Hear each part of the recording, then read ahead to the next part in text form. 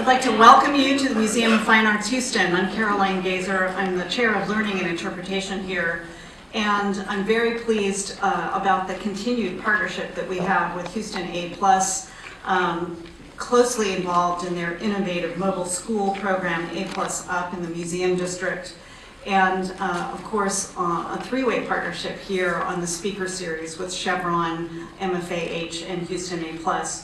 And we're looking forward to adding more components to our partnership. So it's great for everybody to be here, and I'm very excited to hear from our speaker today. So sorry I missed the dinner last night, but very excited to hear about what he has to say about digital learning. This is a topic that's very close to my heart as both an educator and a museum professional.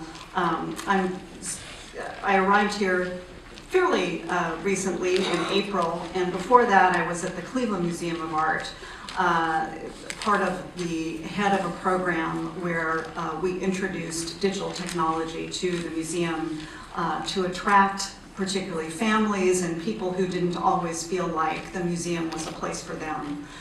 So I think digital technology has all sorts of capacity in luring people to the kind of educational and learning experiences that can be very active and immersive. So in addition to welcoming all of you, I want to specifically welcome Karen Rawls from Chevron, who can take it from here. Thank you so much for being here.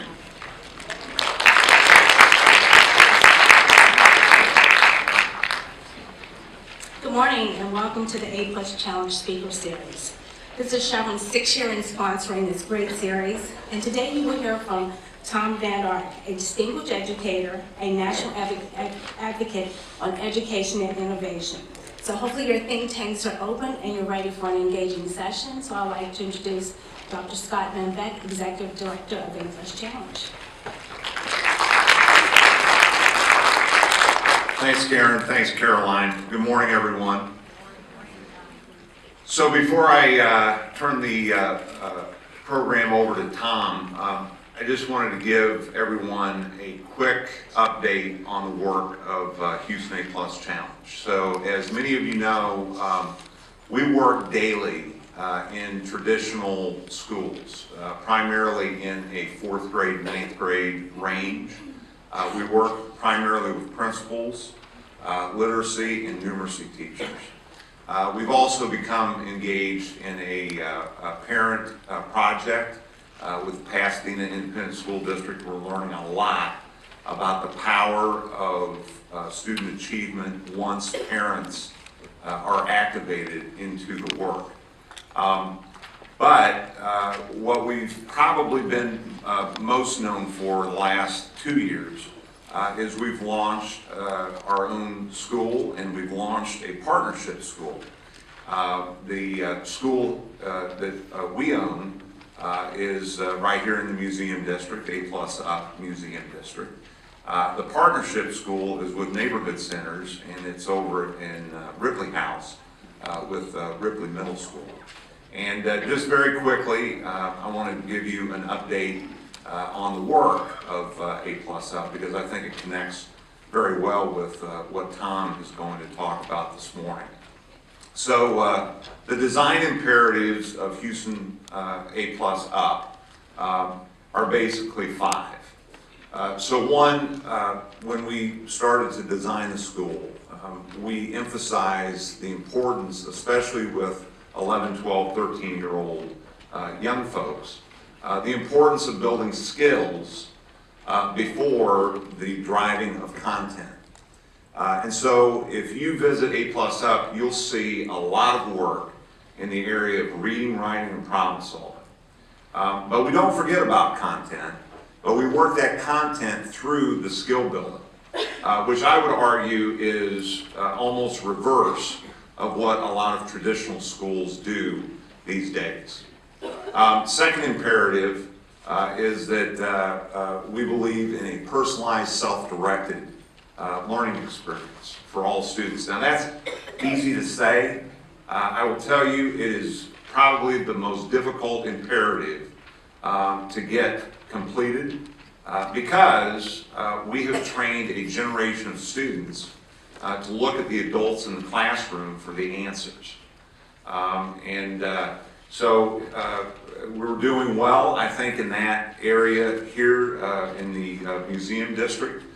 We've got a ways to go over at Ripley House in building primarily very poor kids into self-directed learners.